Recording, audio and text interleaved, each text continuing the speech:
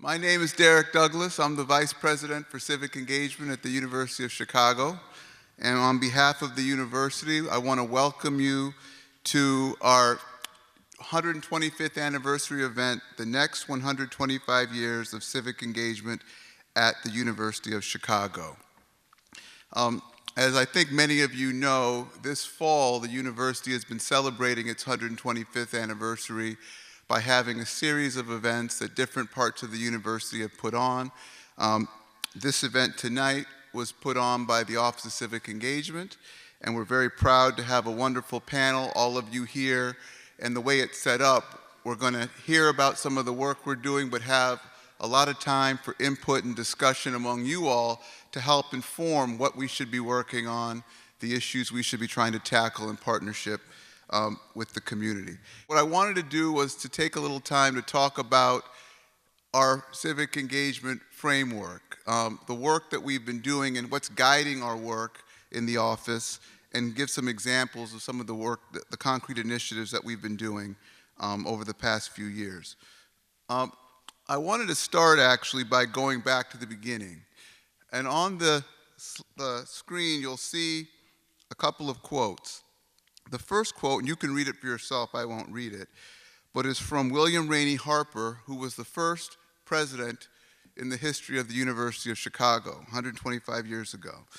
And when you read his quote, what you'll see is that to President Harper and the people at the time who founded this university, the idea of the university being located in the city of Chicago, on the south side, in an urban environment, surrounded by community, was viewed as something that helped to inform who we are as an institution. It was deeply rooted in our history, this idea of being outwardly engaged, and it defined who we were. And a lot of the activities, the Social Service Administration, some of the early work coming out of the University of Chicago had that outward-facing look. Now, we all know in this room that the university's relationship with the community over the years has ebbed and flowed. There have been times where the commitment and focus was stronger. There have been times where it was not so strong.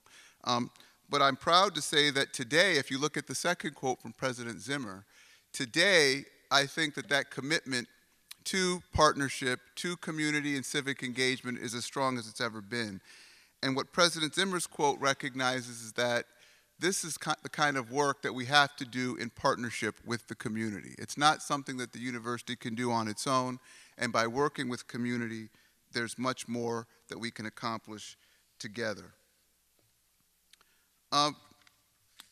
So one of the things that President Zimmer asked, actually when I first took the job, was he wanted us to think about creating what he called was a new model, or our model of civic engagement. One that was rooted and grounded in some of the historical work, but was also thinking forward about what we wanted to do. One that was more connected to the everyday work, the fabric, if you will, of the University of Chicago, but also informed and deeply connected to the community as well. And so in doing that, we identified 4 guiding principles, and these have really been driving a lot of the activities we've been taking on over the last few years. The first is upholding the university's core values. And by that, I mean universities are unique institutions that do certain things really well. And when we thought about our civic engagement work, we said it's important to try and connect the activities we do through civic engagement to the unique attributes, the unique work of the university. That means tying it to the core mission of the university, which is around education and teaching, but it's also tying it to the core functions of the university. The University of Chicago is one of the main anchors on the south side.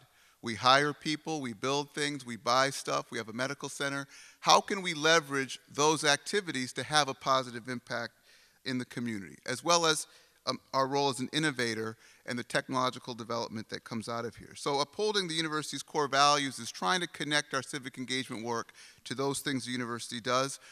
And it also means we need to recognize what we're not. The university is not the city of Chicago. There's certain things that the city does that go beyond what we do. We're not a foundation, and there's certain things we're saying that we can do, but certain boundaries to that. But there's a lot of work, and I'll get to that in a moment, that we can do, leveraging our role as an educator, a researcher, an anchor, and an innovator. The second principle is around pursuing opportunities of mutual benefit. And the idea there is to think about our work in a way that it both advances the priorities and the interests of the community around us, as well as the priorities of the university. And finding that synergy, that connection between those two, is what we're trying to pursue activities in. I'll give some examples in a moment of how we're doing that, but I think that this idea of mutual benefit is important because it connects the work that we're doing to the community, but also within the university fabric in a way that people say, well, this is not something on the side that a couple people are doing at the office while the university goes about its business. It says that civic engagement is part of our DNA as well, and it's part of what we see advancing our interests. It's part of benefiting the university, not just the community. It's both. Leveraging external relationships very quickly, that's really recognizing that the university doesn't have all the answers. That's not always been the views, but now I think there's a deep recognition that we have to partner to do this kind of work. There's a tremendous amount of knowledge, a tremendous amount of opportunity to engage in these deep partnerships to have an impact in our surrounding communities. We have to listen, we have to learn, we have to be transparent, we have to be accountable, and so we're trying to build that into the work that we do. In most initiatives that we take on, there's always a partner that we're doing the work with. It's very rare where you'll see the university doing something and we're the only party doing it. The last is this idea of having local to global impact, and that's really about thinking about the work that we do here in Chicago and on the South Side that could resonate and be scaled up across the country and across the world by other cities and by other universities, and looking at it as a model. Also, it's thinking about the university's global footprint and how can we engage civically in those cities where the university has a presence, like in Delhi, China, other places. Even though civic engagement is a university-wide endeavor, there is a unique role that our office plays. And above, you'll see a mission statement that we developed that really is guiding the work that we do. And what we're really trying to do is to figure out how we can strengthen the impact of the University of Chicago in the lives of people in Chicago, on the South Side in particular, and in cities around the world. That means serving as a resource to people within the university, but it's also serving as a resource to people in the broader community. And a lot of our activities have been oriented towards playing that role. With respect to our work on the South Side, there's a 9 neighborhood footprint that we're particularly focused on, and that's the Mid-South Side neighborhoods around the university. Will Towns, who you'll hear from later, oversees the team that's particularly focused on this work. You can see the neighborhoods here. Hyde Park is in the center. Now, I do need to say that the level of activity that the university is engaged in varies across these neighborhoods. So it's not to say that we're doing the same amount in all of these communities. But we are trying to make sure that our work touches all 9 in some way. And so some of the initiatives go to all 9. Some things, like if you take the work on 53rd Street, that's focused more on Hyde Park. And so there's a balancing act. But we're really trying to see how the university can be a catalyst to strengthen these neighborhoods in particular. So I want to turn now to a couple of examples under each of those 4 areas of emphasis for the university: education, research, our anchor role, and innovation. So if we start with education, the idea here, the goal of our work here, is really about extending education to foster leadership, service, and ideas. And the way we think about that is creating a learning exchange with the community, where we're creating opportunities for people who work at the university, students, faculty, staff, to go out into the community and engage and support and partner with organizations. But we're also creating portals for people in the community to come into the university and benefit from the educational expertise, resources, and experience that we have. Here are a few examples of things that the university's been doing that I think speak to that goal very well. The University of Chicago Charter School Network is a great example. You'll hear more from Shane about that, but it's serving more than 1,700 students in a number of neighborhoods on the Mid-South Side. Our UChicago Promise and No Barriers initiative, which is a program focused on kids or students in Chicago high schools. And the idea behind the program is to make college more accessible at the University of Chicago, more affordable, but also there's a suite of readiness programs that we do so that when students hit the ground at the University of Chicago or other universities, they're prepared to succeed and thrive in those environments. Below, you'll see a few impact numbers showing the impact we've been having, 2.2 million in grants.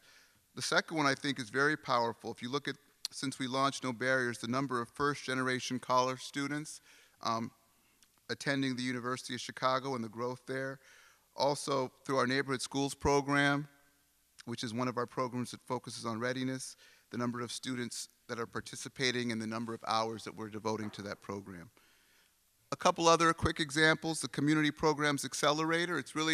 It's our nonprofit incubator, so it's focused on how the university can support nonprofit organizations that are located in or doing work that impacts the Mid-South Side, those 9 neighborhoods I talked about.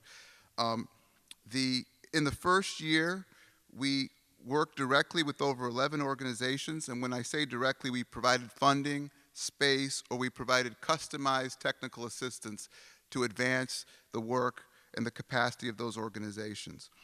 And the organizations we work with touch over 23,000 people annually. But we also had some lighter touch programming that we did, which reached over 100 organizations across the Mid-South Side. The Civic Leadership Academy is a program that we launched within the last couple of years that's focused on leadership development of nonprofit and public sector leaders. We did 1 year of the program. It just actually ended this summer.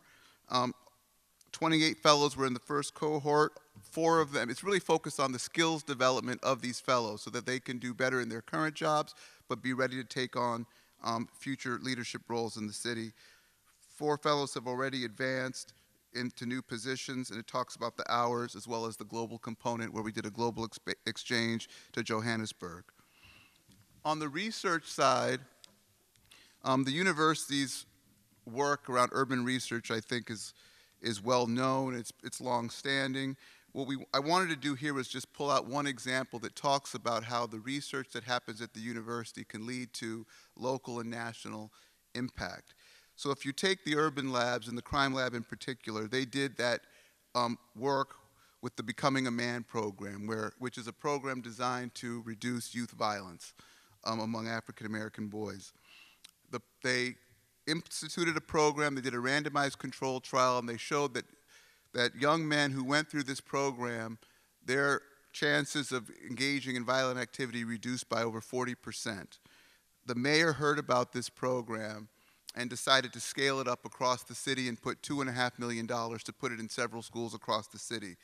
When President Obama came to speak at Hyde Park High School, he spent an hour talking to the Becoming a Man students. That inspired him to create a national program, My Brother's Keeper, focused on African American males. So this is research that started here at the University of Chicago. The researcher who did it published their work in some of the best journals, academic journals out there. But it also was focused on having this broader impact in communities. And it led to this kind of result. And what we're trying to do through the researcher program is cultivate and catalyze more of this kind of community-based research at the University of Chicago that's done in partnership with organizations on the ground working in communities. 2 more examples, and then I'll wrap up. On the anchoring, so the University of Chicago is one of the main anchors on the South Side, as everyone knows, largest employer, largest purchaser, and the like. One of the things we tried to do was figure out how we can leverage that power of the university to have an impact locally, because for a long time we were buying stuff, we were doing this, but it wasn't done in a strategic way to really be directed toward the South Side. So we created a program called UChicago Local that again is focused on the 9 neighborhoods I listed earlier. And this is a program designed to leverage the procurement, power of the university and the medical center, as well as the hiring power. So through UChicago Local, we provide technical assistance, capacity building supports to dozens of local businesses. We provide workforce development training, as well as try to connect them to jobs at the university and through our vendor network on the hiring side. We do all this work through partnerships. Here's just one kind of data point that shows some of the progress we've had in just the first year. There's a lot of more work we're doing, though, around business development, trying to work with the chambers and others to really catalyze a thriving business environment on the south side of Chicago, as well as a workforce environment on the south side.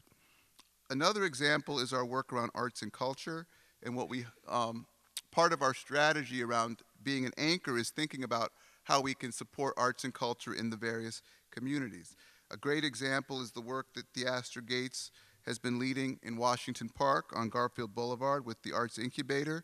I won't give you the statistics, but you can see how in just over a year, year and a half, the impact it's been making in terms of attracting people, programming, and connectivity to the community. We're thinking about how we can build on that success by doing other arts and cultural spaces in Garfield Boulevard. And there have been conversations with the community. I know last summer there were some. We're going to have more to think about what that could look like. Another example that I didn't highlight here is our work on 53rd Street. Many of you from Hyde Park have seen what the university's been doing in partnership with the city and the community to help revitalize that corridor. The last example I want to use is our focus on trying to spur innovation through local and global enterprise. And the big thing we've done in this regard is to create and launch the Chicago Innovation Exchange. The Chicago Innovation Exchange is a hub. It's located on 53rd Street, and it's focused on supporting and catalyzing innovation and entrepreneurial activity within the university, but also in the broader community. In just over a year, or just about a year, they've attracted 1,300 members. A huge percentage of these are community members. There are a lot of students and faculty, but a huge number are community. They've supported community businesses, helped them raise over $1 million. They created an initiative called the Southside Pitch. I don't know if many of you heard about that, but it's a pitch competition where businesses, community businesses on the South Side can go pitch their ideas, and they have venture capitalists and others hearing those ideas and supporting them to try to take their businesses to the next level. So what's great about this is while it's focused on leveraging the research that's happening in the university and the entrepreneurial activity, it's also connecting it to the community and trying to support that kind of small and local business development in the neighborhoods. I'm very excited on the direction that we're going, and none of this would be possible without the partnerships here. The SECC is here in the room, and they've been a tremendous historical partner of the university as it relates to working in the community, and there are many others of you here that have been doing that. And so we really are looking forward to the next, I won't be around for another 125 years, but at least the next 10 years, let's say I'll be here for 10 maybe, hopefully, that we can work with you all to have an impact in the city of Chicago and on the South Side. Now with that, we're going to hear more concrete examples from our panel, and I'm going to turn it over to Will Towns, who's the Assistant Vice President for Neighborhood Initiatives, and has had a large hand in helping to shape and develop a lot of the initiatives that I just referenced. And Will introduce the panelists and kick off that discussion. Thank you.